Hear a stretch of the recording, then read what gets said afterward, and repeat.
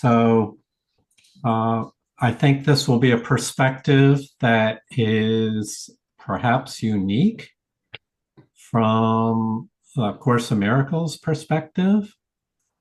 Uh, and so it in the Foundation for Inner Peace book, this will begin section 10.3 called The God of Sickness. Before we begin reading from that section, I want to recall a paragraph from the previous section that blends right in to what we're reading today. Hello and welcome to Miracles on High Plains. My name is Jonica, and our reader today is Atisha B. All attack is self-attack. It cannot be anything else.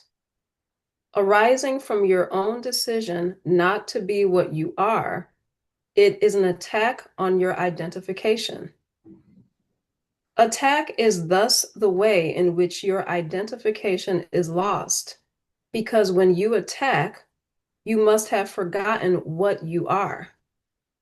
And if your reality is God's, when you attack, you are not remembering him.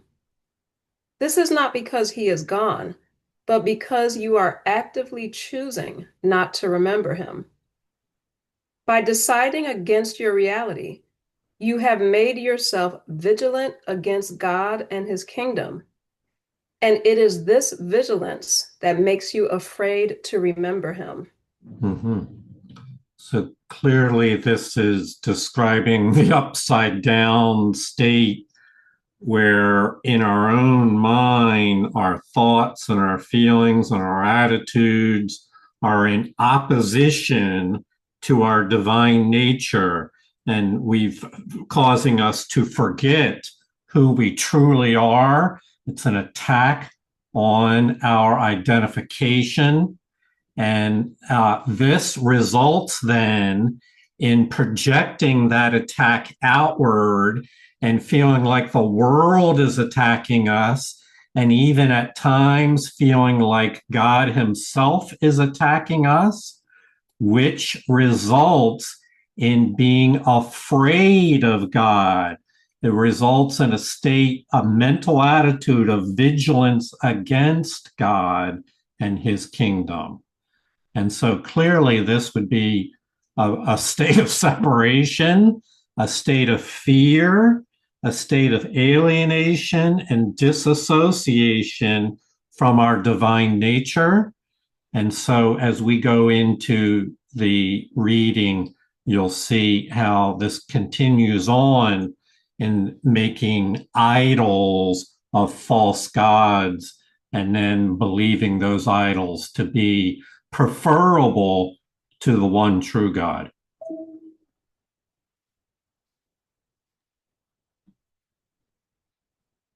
You have not attacked God, and you do love him. Can you change your reality? No one can will to destroy himself. When you think you are attacking yourself, it is a sure sign that you hate what you think you are. And this, and only this, can be attacked by you. What you think you are can be very hateful. And what this strange image makes you do can be very destructive. Yet the destruction is no more real than the image, although those who make idols do worship them. The idols are nothing, but their worshipers are the sons of God in sickness. God would have them released from their sickness and returned to his mind. He will not limit your power to help them because he has given it to you. Do not be afraid of it because it is your salvation. Mm-hmm. So the state of confusion here is one of self-forgetfulness. That would be a mild way of stating it. In the more severe form, It's a state of self-hatred of one's divine nature. It's a total rejection and alienation from the glory of our divine self, can be very hateful. And that rejection of the light within results, metaphorically speaking here, in a vacuum, which then dark thoughts come in to fill that vacuum. Nature hates a vacuum, and dark thoughts come in, and we think of them as making strange images that can be very destructive. Now, these images are images that are made in the mind. It's being afraid of your own shadow, it's being afraid of the past, it's being anxious about the future, it's being anxious about life itself, and it goes on to be projected onto just about everything. And we say they are images. These are images in our mind. Our thoughts are images that we have made, is one of the workbook lessons. And so this will be the foundation for what we're talking about in this particular section. The idols of sickness are images made in the mind of someone who's very afraid and is filling in with their own fearful imagination, trying to fill in the empty space that was left by detaching or dissociating from the light. This is so you'll recall there's a workbook lesson that says, let me recognize the problem so that it can be solved. If the assertion that I'll make here is that all human beings have done this, that you have done this, that I have done this, and it's very likely in some form, perhaps milder form, that we are still doing this because these reactions to avoid become habitual, and so habitual that we think of them as normal. People say, doesn't everybody do that? Well, but it doesn't mean that it's not insane thinking. So this is what we would refer to the mental sickness or mental insanity, is making these images that are made in your own mind and then habitually recalling them again and again and again. The Course refers to them as making them into idols, of which we then bring back to our mind again and again. These are gods of sickness. So the true God would not have us believe in this, but this is something that is often done. By the way, for those of you that just joined, we opened with a passage from the book of Exodus that says, thou shalt have no gods before thee. And the next line is, make no graven images unto God.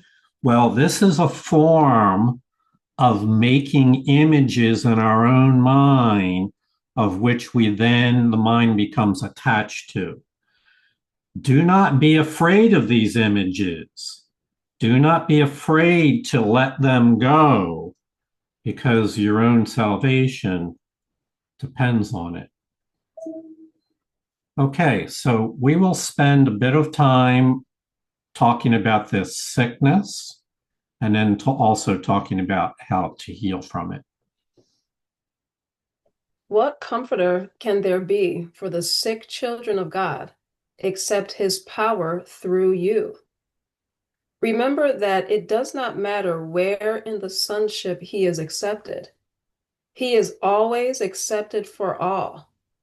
And when your mind receives him, the remembrance of him awakens throughout the sonship. Heal your brothers simply by accepting God for them. Your minds are not separate, and God has only one channel for healing because he has but one son. God's remaining communication link with all his children joins them together and them to him. To be aware of this is to heal them because it is the awareness that no one is separate and so no one is sick. Mm-hmm. So in our previous session, Susie asked the question, what can we do for other people? How can we be of help? And as is often the case, it's in kind of the, so to speak, the next paragraph. In this case, it was two paragraphs later. And so here's how we help others.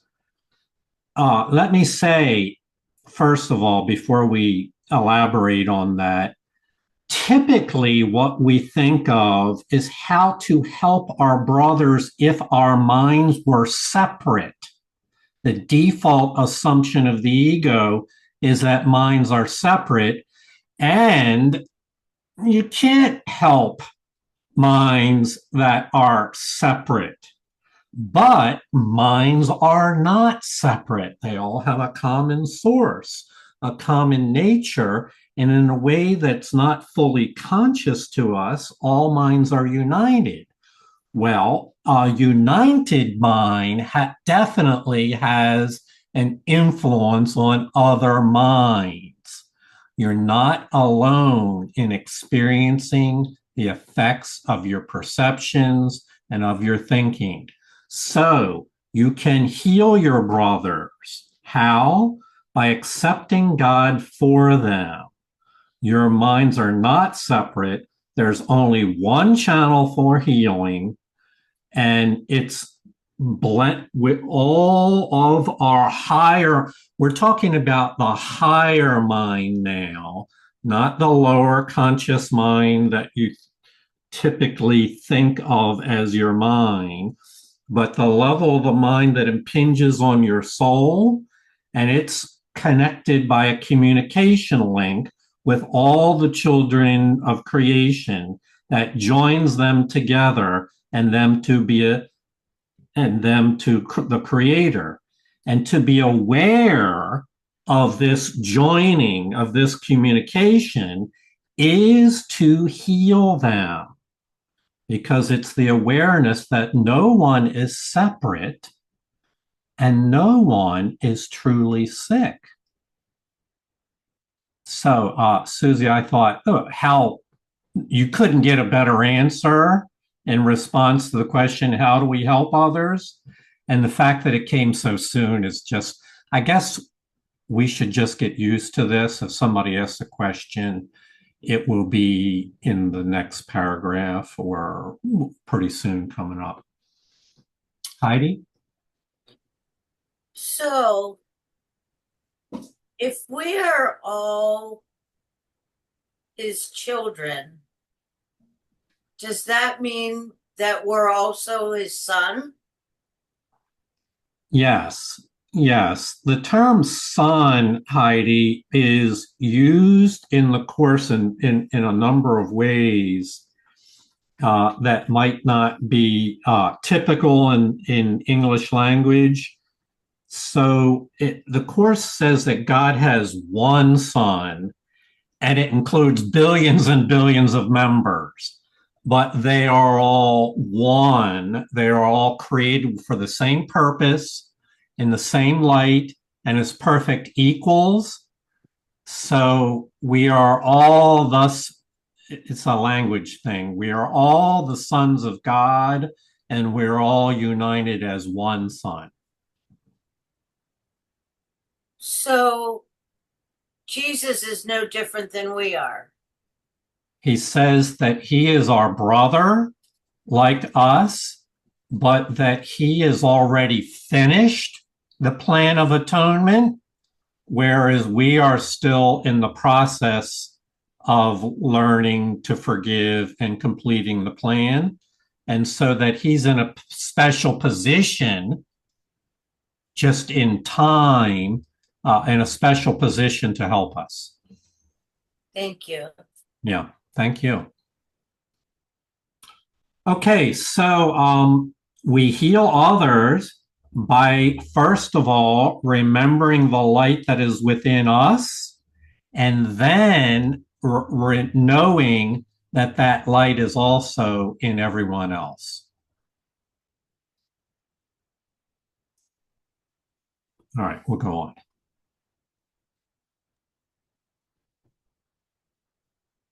To believe that a son of God can be sick is to believe that part of God can suffer. Love cannot suffer because it cannot attack. The remembrance of love, therefore, brings invulnerability with it. Do not side with sickness in the presence of a son of God, even if he believes in it. For your acceptance of God in him acknowledges the love of God he has forgotten. Your recognition of him as part of God reminds him of the truth about himself, which he is denying. Would you strengthen his denial of God and thus lose sight of yourself? Or would you remind him of his wholeness and remember your Creator with him? Mm-hmm. So, as is the case so many times, the Course raises to our awareness another choice, a choice that we might not have realized was even available to us. We're talking about a choice when you just encounter someone who, let's say, is in a very troubled state of mind.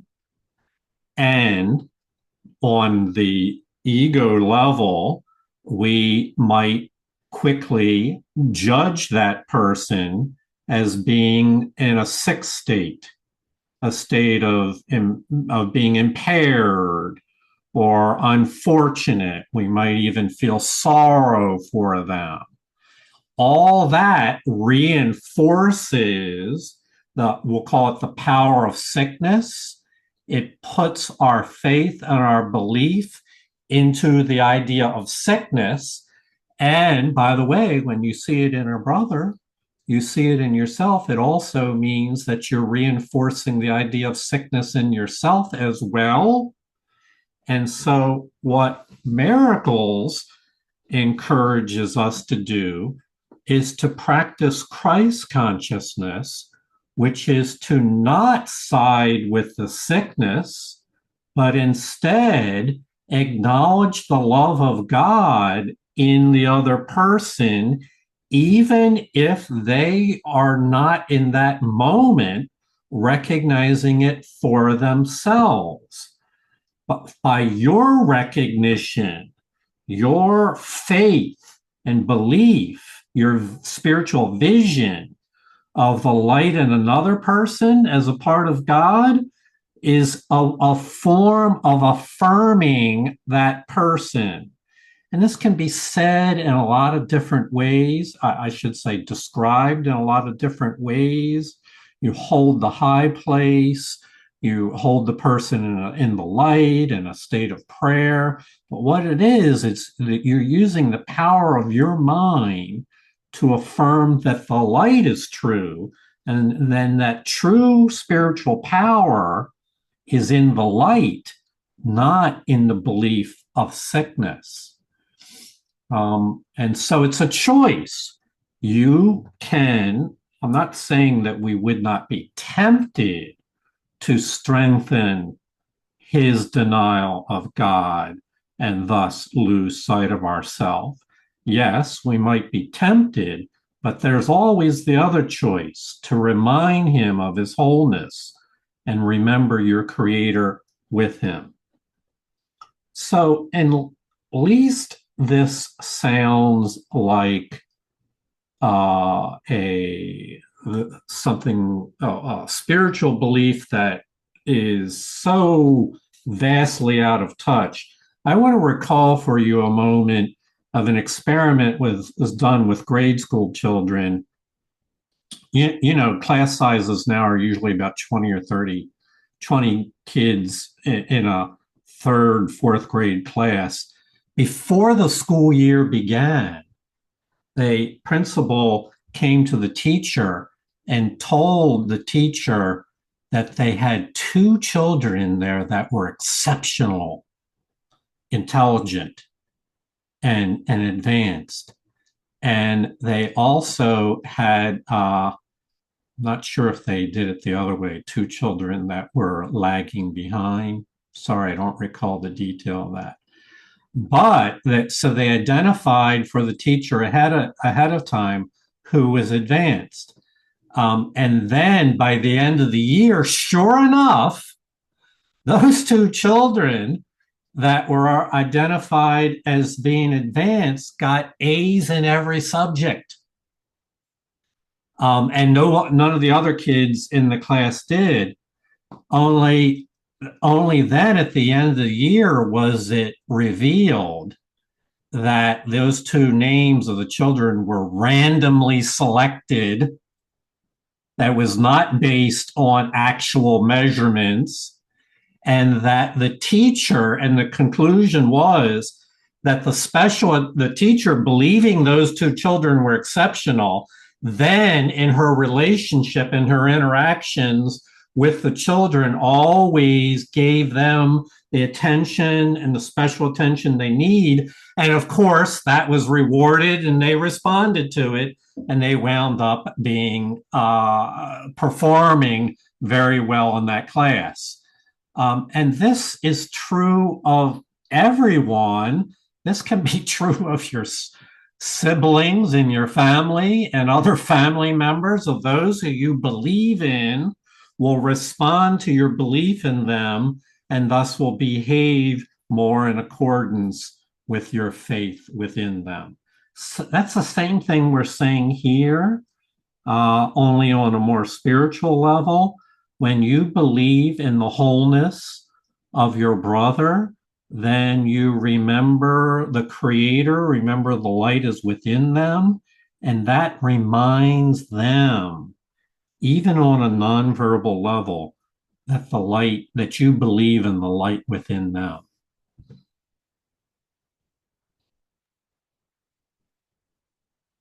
To believe a son of God is sick is to worship the same idol as he does. God created love, not idolatry. All forms of idolatry are caricatures of creation, taught by sick minds too divided to know that creation shares power and never usurps it. Sickness is idolatry because it is the belief that power can be taken from you.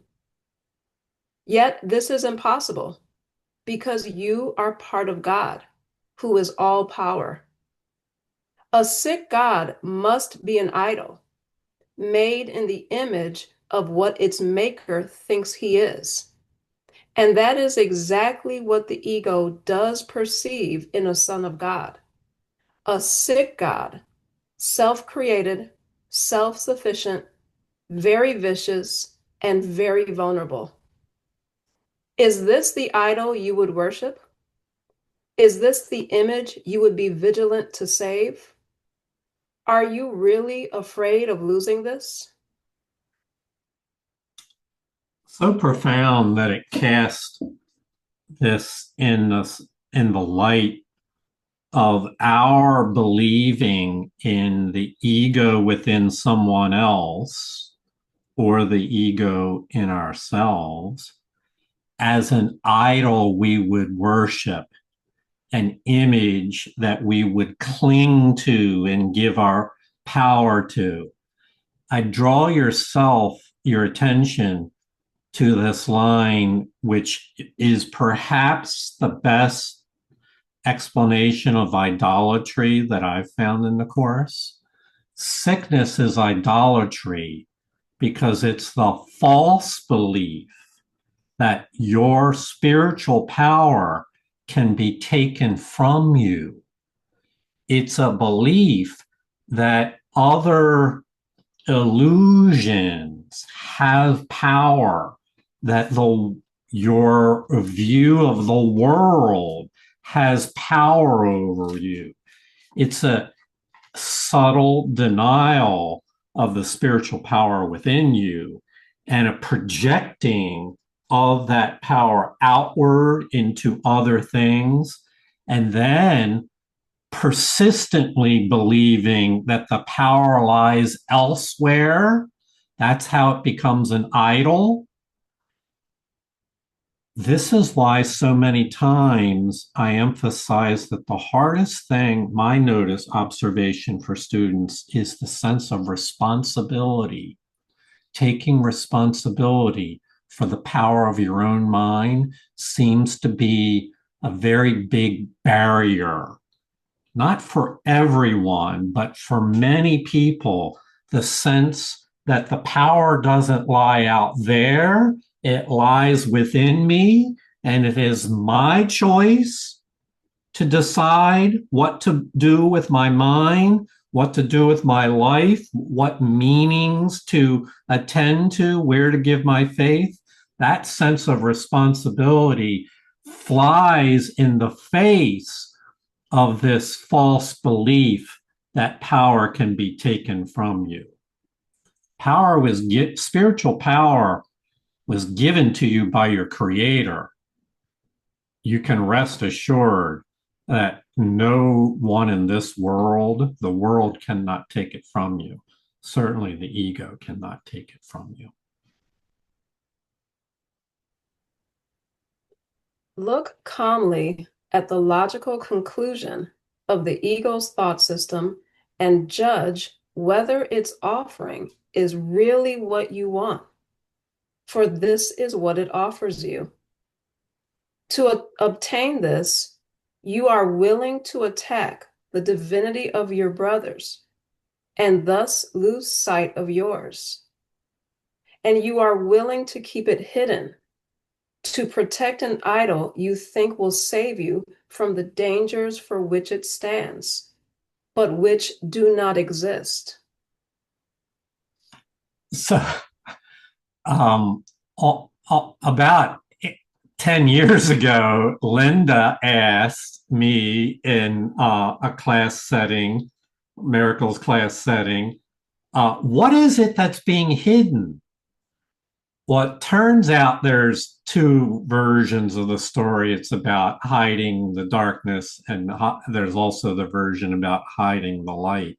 So in this example here, the divinity of your brothers is then, if the ego, the mistake and the error is being willing to keep the divinity of your brothers hidden so that you might assert falsely that your idols are more important, that they're the ones that have all the power.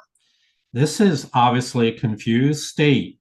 The inner light is kept hidden within yourself as well as you deny it in your brother, and instead assert that some form of false image is real and has meaning. So I think of this as a poor choice. It's a two set of choices. It's very binary, and we have to constantly remember that we can choose again. We need not follow the ego's path. David, you had your hand up. And, when I read that sentence, what I got out of it was, and you are willing to keep it hidden. The it that I read from that was to lose sight of my own divinity, mm-hmm, and to keep that hidden, to protect an idol, the ego, you think will save you from the dangers for which it stands, but which do not exist. Yes. Yeah. Well, we're saying the same thing. Your divinity and my divinity are the same divinity. Is our divinity. It's our divinity. Yes, indeed. That's all. It was nothing big. Thank you. Heidi? I'm very confused. I idolize God? Isn't God one of my an idol? You mean the true God? The God No. of my understanding that wrote this book. Mhm, mhm. So that's interesting, Heidi. That's a very interesting question. Well, in truth, the creator is the one true God. And your question is, don't we sometimes make an idol out of that? Right.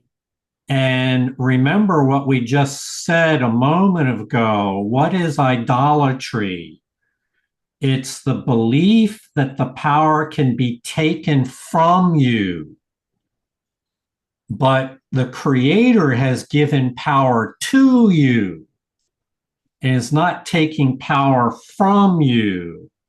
So think of it, Heidi, in terms of spiritual power. This is not typically how we would define these things, but in the course's framework, is that we've been given a great gift. And when we deny it or hide it or turn our backs from it, we then look for power being somewhere else. That's what idolatry is. Whereas with the true God, we share in the divinity with the true God. We recognize that our being and the light within us is the same as the light within the creator. And so we're not in denial of anything there. Actually, we're affirming what is forever true. So I don't think I cleared that up for you. So That's okay. um, let's trust that it's in one of the next paragraphs. Absolutely.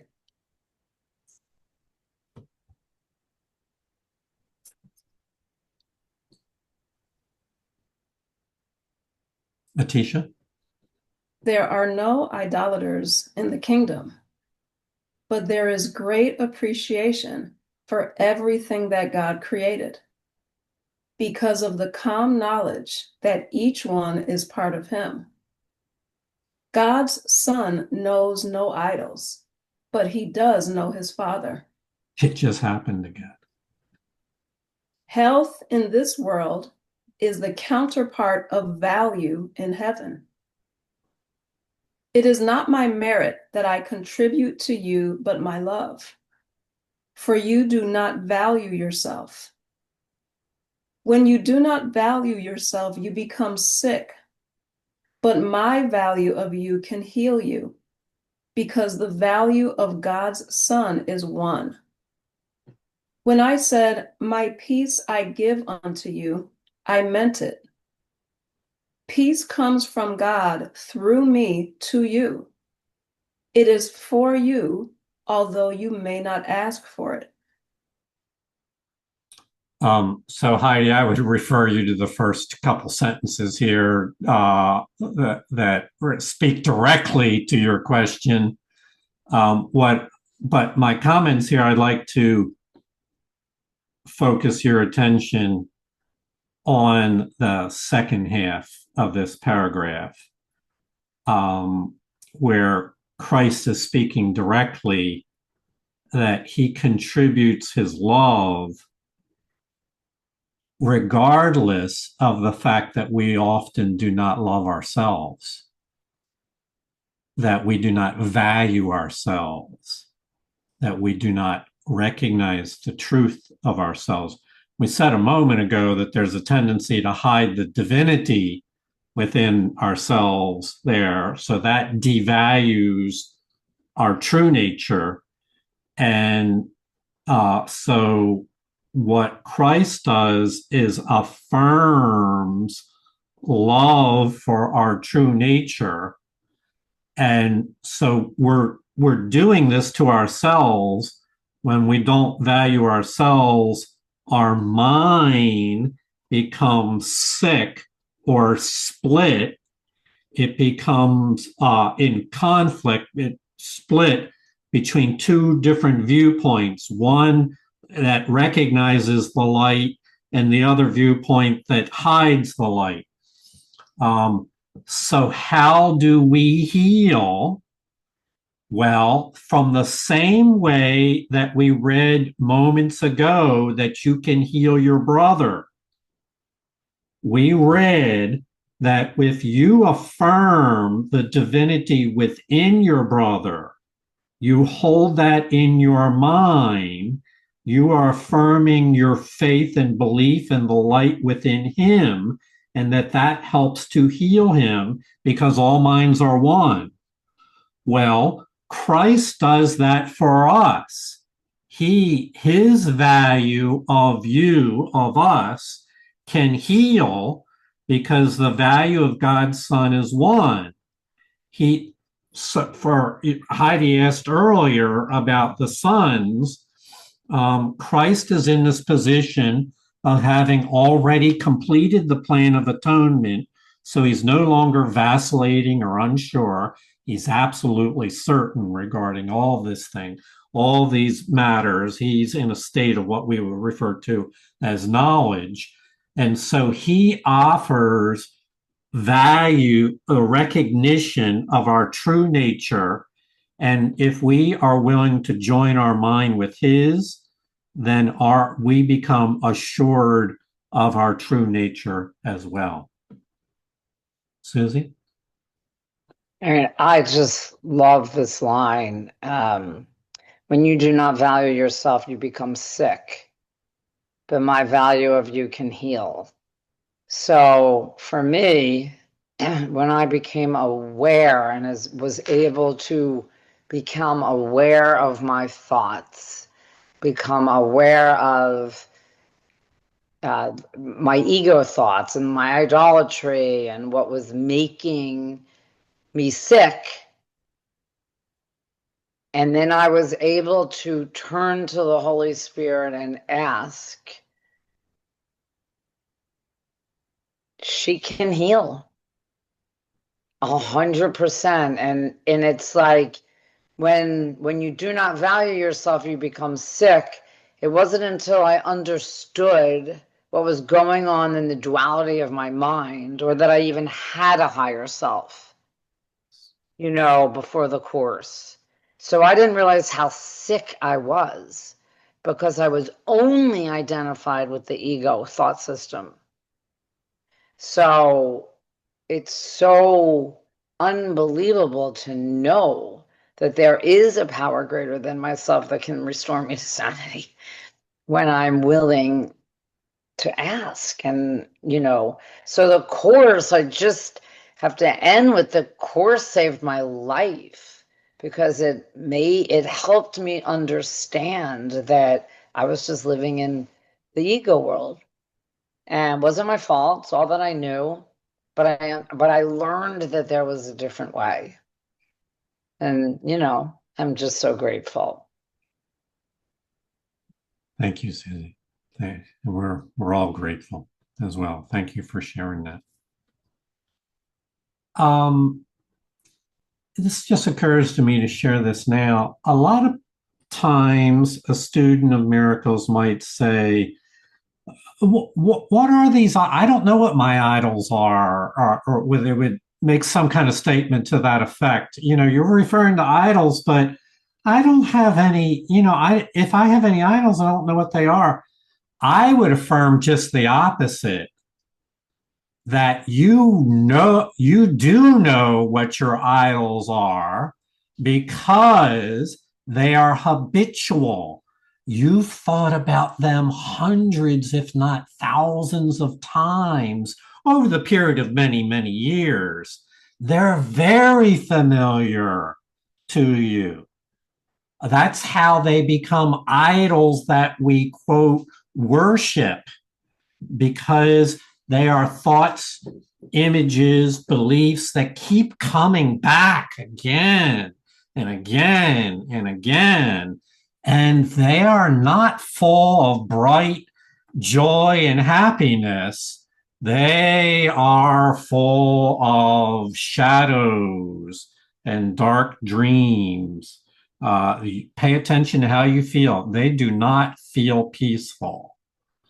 So if you're, and when you get to the workbook lessons that deal with idols, you'll have a firsthand guidance on processing your own relationship to idols here.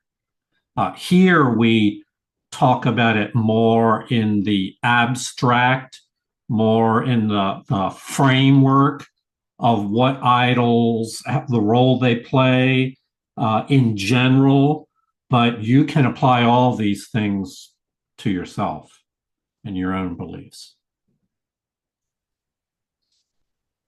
When a brother is sick, it is because he is not asking for peace and therefore does not know he has it. The acceptance of peace is the denial of illusion, and sickness is an illusion. Yet every son of God has the power to deny illusions anywhere in the kingdom, merely by denying them completely in himself. I can heal you because I know you. I know your value for you. And it is this value that makes you whole. A whole mind is not idolatrous and does not know of conflicting laws. I will heal you merely because I have only one message, and it is true. Your faith in it will make you whole when you have faith in me. As Atisha was reading, I realized it just came to me right now that I could do, wouldn't it be interesting to do a workshop on spiritual power, understanding your spiritual power?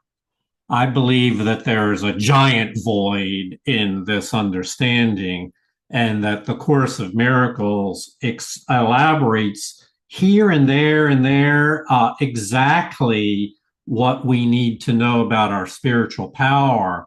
First of all, that every one of us has the power to deny illusions anywhere. And one of the laws is that by denying illusions, and how do we do that? But by denying the illusions within yourself. This is consistent with the directive of the Course that the first responsibility for a miracle worker is to accept the atonement for themselves. You deny illusions so that you might accept the plan of atonement for yourself. And by doing that, you are asserting your power to deny illusions anywhere in the kingdom. Heidi? You're muted. Sorry. Okay, it says I can heal you because I know you. This chapter talking about healing, obviously it has to be talking about healing our body because our soul is whole and perfect. Is that correct? Your soul is whole, correct, but the lower mind, the ordinary, everyday conscious mind, is the domain of the ego. And it becomes sick by entertaining fears and guilt and judgments. So basically, the Course of Miracles is written and geared towards our ego. Towards our mind. Our lower mind. Both. Which is our ego. It's geared it's a two-phase thing, Heidi. Two things can be true. It's geared towards releasing the lower mind from its pain and sickness and empowering the higher mind to step forward into its rightful place in our life. So yes, it's geared towards the mind, both undoing the problem and also affirming the solution, the healing. So is our upper mind God created? So or our higher mind? That is a good question, Heidi. I don't want to avoid that question. It's the right question. And I will tell you that it's not altogether clear in the language of the Course. Okay. Let me take it back. Let me take that back. The higher mind is created by God. It is a God thing. So forget what I just said a moment ago. The higher mind is created by God and is interlinked. It's called the divine communication link that links all minds together. That's our higher mind. What needs to be said is that that mind is acquiring new experiences that enable it to be aware and awake to its truth. Because without those experiences, the lower mind tends to want to crowd out the picture, crowd out our consciousness. And so, yes, actually, the Course would say even your lower mind was a part of the mind, but it's temporarily in exile, in a confused state. And just like the prodigal son, it will eventually return home. The ego won't return home. The ego will be left behind because the ego is nothing. It's a mistaken belief. But in the healed state, the portion of our mind, which I say is only 5% of our mind, that is confused about and identified with the ego, that portion will undo its belief in the ego and return fully back to its original state. And that's what we call the whole mind. So is our higher mind in our soul and our ego mind in our body? You can think of it that way. So Heidi, you're asking good questions. The Course is not intended to be a theological description with precision to a lot of your questions. The Course is intended for one purpose, and that is to bring peace to a mind that it is full of conflict and self-doubt, et cetera, et cetera. So many of the details for what you're asking are not central to the Course. They're only side comments.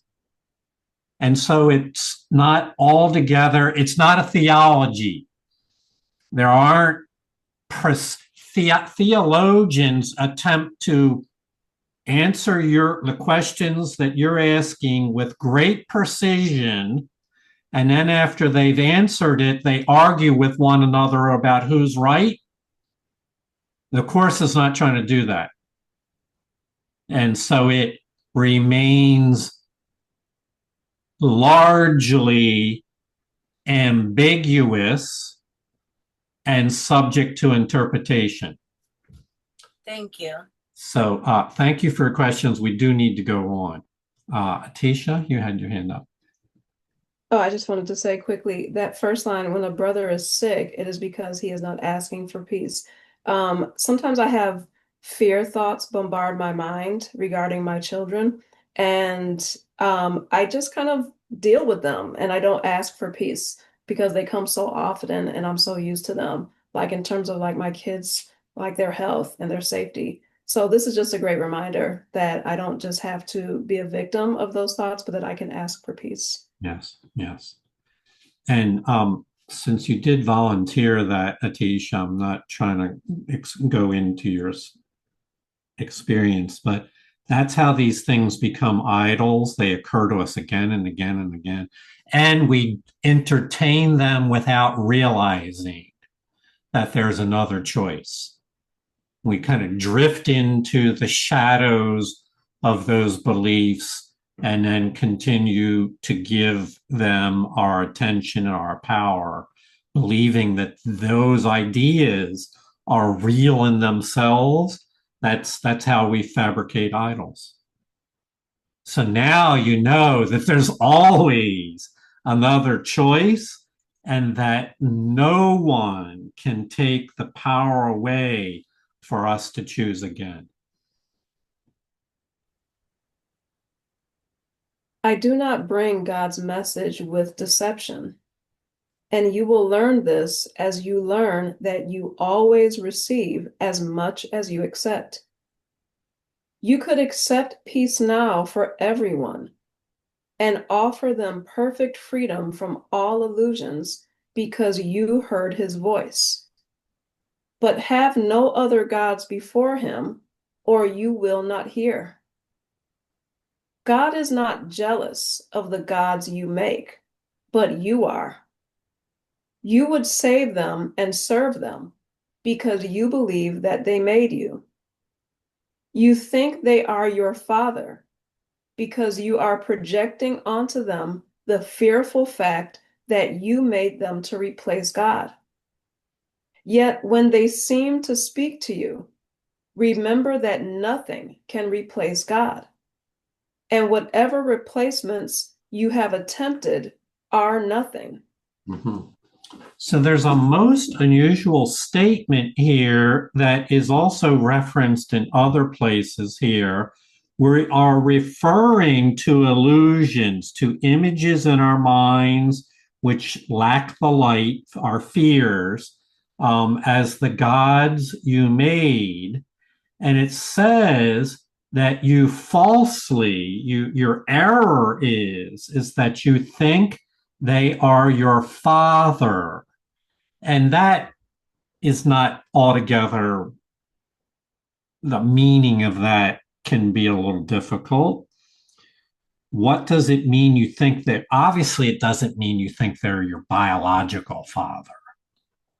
What you think in this error is that those ideas are your source. That's where that they have the power.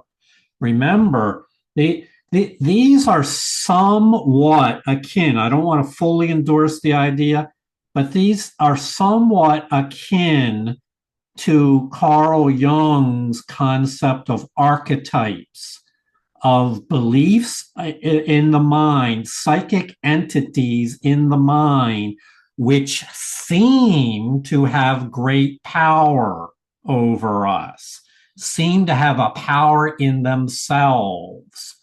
And it says in the Course that we think they are our father.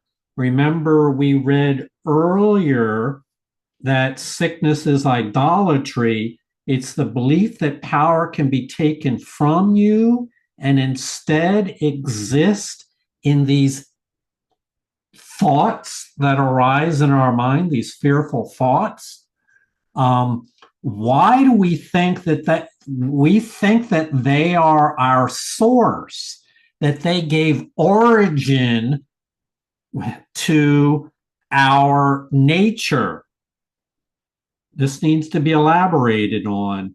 Your fearful thoughts have given origin to the ego's identity, the ego false self system. They fathered the concept of the ego, and we project onto them the fearful fact that we made them so that we might entertain them. Thoughts that you've now remember, we said your idols you've thought of hundreds of times over the years, and you've entertained them. The Course would say you've invited them to come back into your consciousness so that you might engage with them and believe in them. The Course then says it was a poor choice because what we actually are doing is using them to replace God. Now, again, these are illusions. These are not powers and principalities that are real, but they seem to the mind that believes in them, they seem to be real. And when they seem to speak to you, that's when you should do what Atisha just mentioned, realize I have another choice I can make. Remember, nothing can replace God, and whatever replacements you've attempted really are just transient thoughts and beliefs. They are not substantial. They are not powers and principalities. They are just mythologies.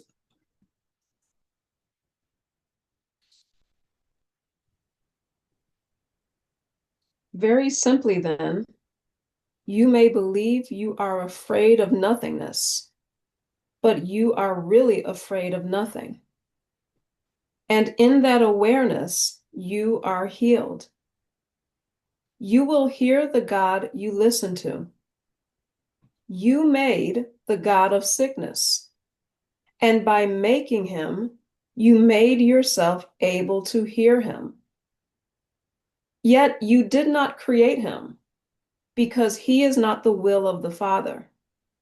He is therefore not eternal and will be unmade for you the instant you signify your willingness to accept only the eternal.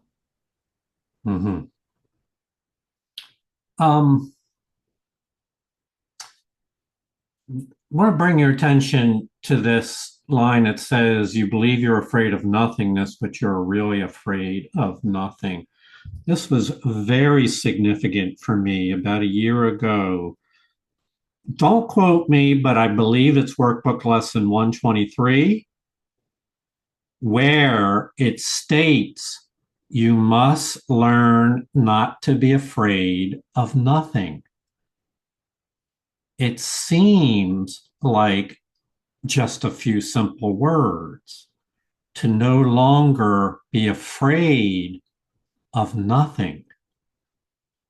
And this can be understood in a number of ways, but learning to sit quiet where you empty your mind of chatter and just sit quiet, the mind will then be face to face with no thoughts, with nothing, and the ego becomes alarmed at that condition.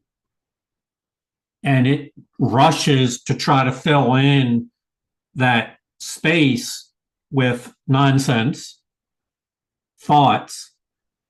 And what the Course emphasizes is, so I will assert that all humanity has this fundamental fear of nothing, and that it is necessary in mind training to see the illusions of all that.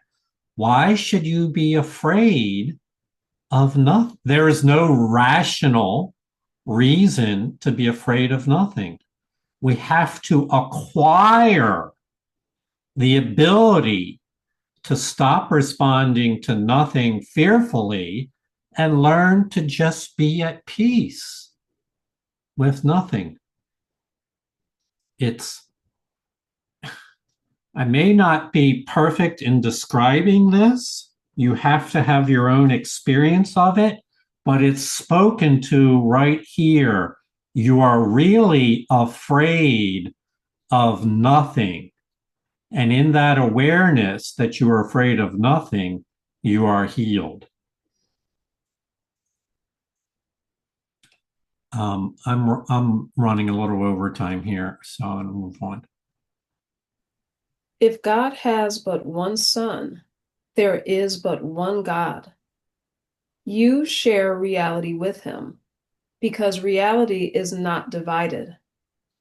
To accept other gods before him is to place other images before yourself. You do not realize how much you listen to your gods and how vigilant you are on their behalf. Yet they exist only because you honor them. Place honor where it is due, and peace will be yours. It is your inheritance from your real father. You cannot make your father, and the father you made did not make you. Honor is not due to illusions, for to honor them is to honor nothing. Yet fear is not due them either, for nothing cannot be fearful. You have chosen to fear love because of its perfect harmlessness, and because of this fear, you have been willing to give up your own perfect helpfulness and your own perfect help. Mm-hmm. So I've asserted many times that every word in A Course in Miracles has both an ego context to it, or an ego meaning, if you will, as well as an opposite Holy Spirit meaning. Here, the word vigilance and honor are referred to in the ego context, how much you listen to your false gods and how vigilant you are on their behalf. They exist only because you honor false gods. Well, those two terms are then reinterpreted by the Holy Spirit to refer to being vigilant only for God and his kingdom, the Holy Spirit's third lesson, and for honoring the light within creation and within everyone else. So we transform vigilance and honor that's applied to idols into vigilance and honor for God's kingdom. That's the teaching technique of A Course in Miracles, is that transformation. And the Holy Spirit is an excellent at it. She's the one that knows how to translate everything that the ego says. She has an alternative understanding for. Only at the altar of God will you find peace. And this altar is in you because God put it there. His voice still calls you to return, and he will be heard when you place no other gods before him. You can give up the god of sickness for your brothers. In fact, you would have to do so if you give him up for yourself. For if you see the god of sickness anywhere, you have accepted him. And if you accept him, you will bow down and worship him, because he was made as God's replacement. He is the belief that you can choose which God is real, although it is clear this has nothing to do with reality. It is equally clear that it has everything to do with reality as you perceive it. Mm-hmm. So as always, the Course ends on a profound set of summary statements. It's very true for, in this instance, and this is the talk about responsibility for for using your spiritual power, responsibility for what you do with your mind and your life. The error is that the ego wants you to believe is that you can decide which God is real, that is in our hands. And obviously, not everybody's going to choose the same God. And then we're going to wind up with all these different versions of God. The Course takes a different tack and says there's only one true God. There's really not a choice in which God is real. The choice is whether or not you're going to be vigilant for that God and his kingdom, or you're going to go off in some other direction. And so one has everything to do with reality. The other has everything to do with trying to make idols real, to trying to make illusions real. And as we know, it's clear that when we try to make our illusions real, they appear to be real as we perceive them. This is why I say your idols you've thought of hundreds of times.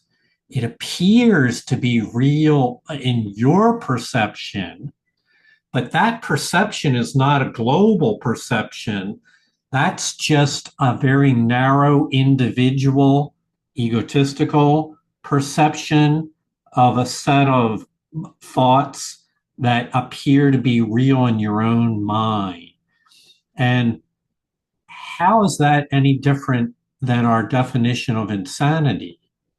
If a person thinks that, for in other words, if I go around and say I'm reincarnated, I'm Napoleon, I should be made restored to the throne of the King of France. That belief, while in the mind of a crazy person, might be very real to that person, but nobody else shares in that belief. It's only true to them. And so that's true of all of our idols. They are not shared. They're very familiar to the individual that perceives them, and they seem very real, but in fact, they are isolated thoughts. They're separate thoughts. And this is the nature of the God of sickness, is to believe in an idea that no one else believes in. That is unique and separate from everyone else. So I've run over time here, and thank you for your attention. Atisha, thank you for your reading. Heidi, thank you for your questions. Many of them were far more than we have time to fully explore this time, but I do want you to know I appreciate you and appreciate all of you. God bless. Remember, you have a choice in which God you serve. Namaste. Namaste. Namaste. Thanks, Atisha. Amazing. Thanks, everyone. Namaste. Thanks, Atisha. Thanks, everyone. Thank You you. guys, Beautiful. Bye. Thank you. Good night. Peace and love. Thank you. Bye. Thank you, Cheryl.